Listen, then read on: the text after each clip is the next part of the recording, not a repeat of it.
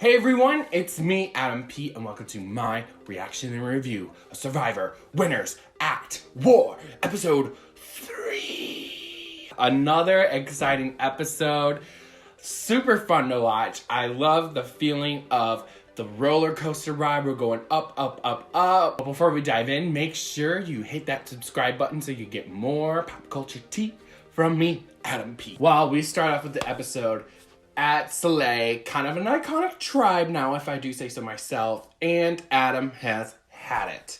He is sick of it. He's sick of the old schoolers calling the shots, and he is ready to start plotting, and he did from the jump, and that has been the theme throughout the entire episode.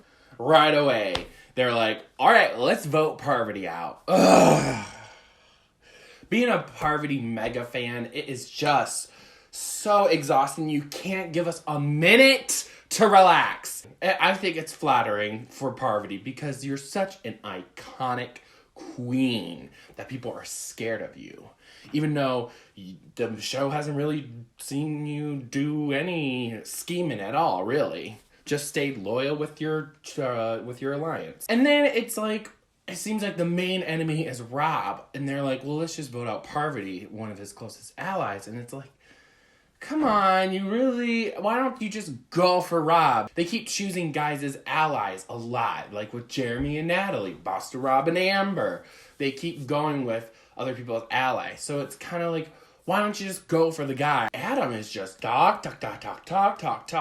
Let me tell everyone who I'm pushing for. And his viewpoint is, I'm trying to build relationship with the people and trying to build trust by being very transparent with them.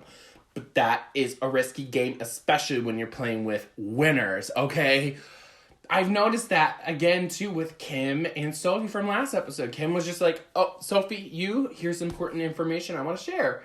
And Sophie's like, I don't know why you chose me, because now I have this vital information. I'm glad that Ethan was like, why'd you tell me this? Parv is my closest ally. Like, come on, dude, come on. And once again, though, Soleil is fighting, things are high tension, and then on the other tribe, they're having fun, we're seeing lighthearted moments. Once again, it is just so funny how different these tribes are, and or at least how they're portraying them right now. And it was cute seeing Sandra try and catch a fish and stuff. That's cute, like, you know, it was more lighthearted, but again, they did a great segue into being, you know, we're all having fun, but, you know, Tyson, we're really gonna get rid of him. And Tyson talking about, we gotta get rid of Sandra. So that was a good transition into getting a splash of game talk. And I found it really interesting that Tyson went up to Yall and Sophie, who really have been the ears. People go up to them and tell them stuff, which is very interesting to me. Yall is one not to be trusted with information, okay? Because he is really good. First of all, he's very charismatic and he's very chill, but he's very good at getting information and manipulating it into getting what he wants and get him further in the game. I think you saw that in Cook Islands a bit. So he's not a good person to give you vital information. Maybe, you know, I don't know. Or maybe they were just talking, being like, hey, let's just vote out Sandra. And Sandra's just a very easy person to say to vote out because she is a 2-time winner, okay? Running to be a 3-time winner. Yall and Sophie, ooh, I really want to see that kind of tight duo go far. That is an awesome duo, I feel like. We see Tony having fun with the shark, being scared of it. Tony's really getting a fun edit, you know? He's having fun here. And I feel like I'm really excited to see him when we get more into them voting people out. Because Tony is, he is a lot. So now we got to our edge of extinction moment. Looks like we're always going to get a segment where there's a hint and all of them are going to try and figure it out. And I thought this one was actually pretty exciting because now that there's 3, they go around and they said there's a code and you've had the answer this whole time. It's 6-digit code, you know, and inside is something for you to sell. And I actually found it really interesting that we finally saw someone be like, okay, I'm doing this on my own. So when they were trying to figure out and then Amber left, I was like, kind of a smart move. Now here she is trying. And at first I thought she got it. I was like, oh, of course the numbers on the boxes, duh. Of course. So Amber has it in the bag. But that wasn't right. And then Queen Natalie, she had a good episode today. She went by herself, she saw the messages again, and there are the shells separated into 6 little digits. And honestly, one of my favorite moments of the episode is that Natalie threw out one of them, and the other one with the shells, she broke up. So it was like, no way you can figure out this code. And she went by herself to get the advantage. Now look, see, Natalie, maybe it wasn't too bad that you got voted out first. But then again, there's no guarantees that you're going to win your way back, even if you get an advantage. However, she's really working her way up there. She has 3 tokens now, I want to say. Wow. And 5 tokens gets you an advantage into the challenge of coming back into the game. Okay, another thing I want to point out, which is kind of funny, is when Amber found a digit, she's like, oh, I gotta write this down so I can remember it. She gets a pen and paper. Now, if you remember Island of the Idols, in that episode where Rob was like, when have you ever seen a pen and paper at Survivor? The advantage is you get to steal 1 vote, and it costs 1 token.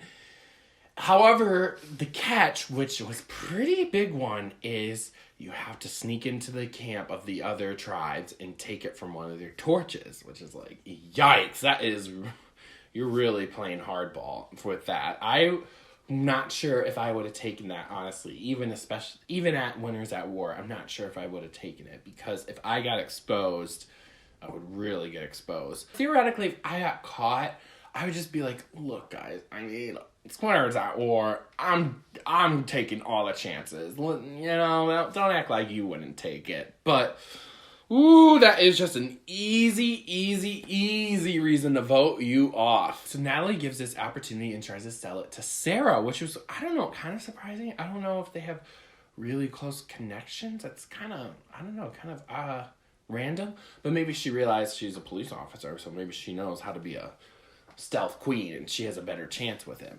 But yeah, the sneaking in part, I don't know.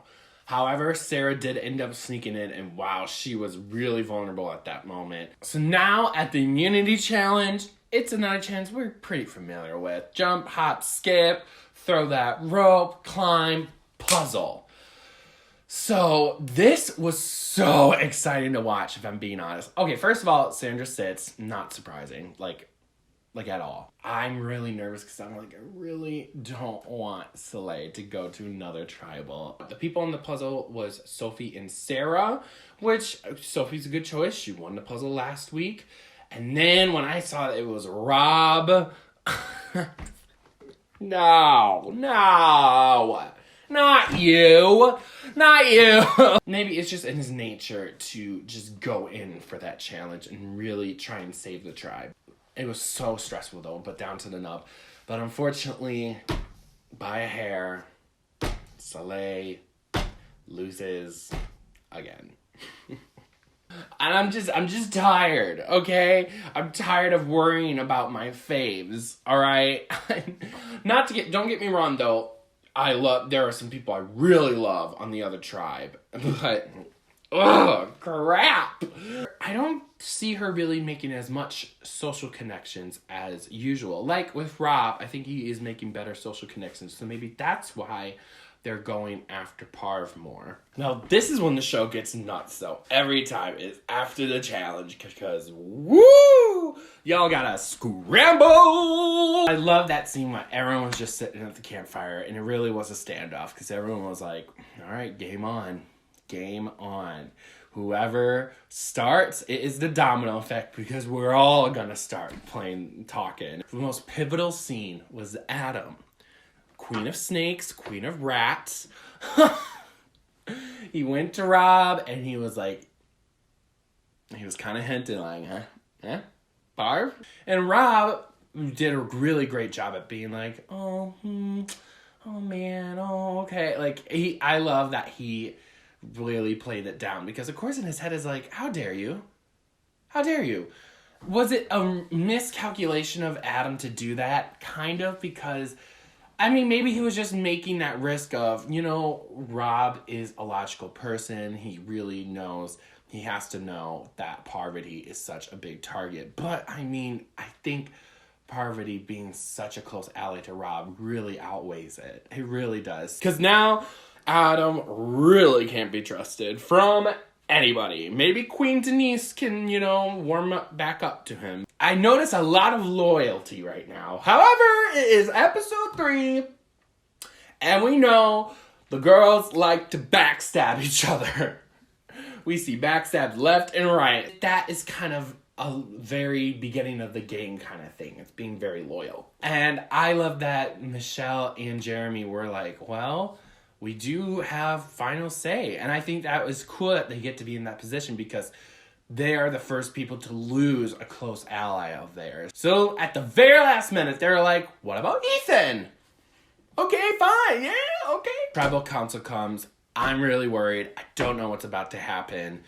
I honestly was thinking it was going to be Adam. And then I love that moment where Adam was just like, really bit his tongue. Adam's reasoning was correct. He was like, Parvati and Rob, they're complete legends. Okay? One of them has a statue of them. Of course of course their name's going to be thrown around. But Rob, he's really good at making people think that he's really good at manipulating and trying to convince everyone that your opinion is clownery. Before the vote, though, I was kind of like, I think it's going to be Adam. A complete snake, playing both sides. Come on, However, Michelle and Jeremy ultimately decided to get out Ethan, which I completely understand, and I think that was ultimately the correct move. Because, that is a very tight trio. Very tight, and maybe Ethan just had not as better social skills to rely with other people, especially with Jeremy and Michelle. Maybe he just didn't connect with them or talk to them as much, or it was just pure luck. Who knows? But Adam was blindsided. Only one voting Parvati. Ugh, I love to see it. I love to see no names of her. But sadly, Ethan gets voted out with 4 votes. And, it was a bummer. I like the guy. But however, I could totally get weaken that incredibly iconic, tight trio. I think Michelle and Jeremy are in a good spot. They really are. It started off bumpy. They have someone, their ally, who's really doing well in Edge of Extinction. And they just controlled the vote. I'm actually honestly more excited to see where Ben's gonna go because he is such a bonkers wild card. Alrighty, well, thank you guys so much for checking out my reaction and review of Survivor Winners at War Episode 3. Once again, make sure you hit that subscribe button and check out all my other videos. I talk about a lot of things in pop culture, from TV to music to movies to award shows. And lastly, make sure you hit me up on my social media. And I will see you guys for next week. Winners at War, Episode 4.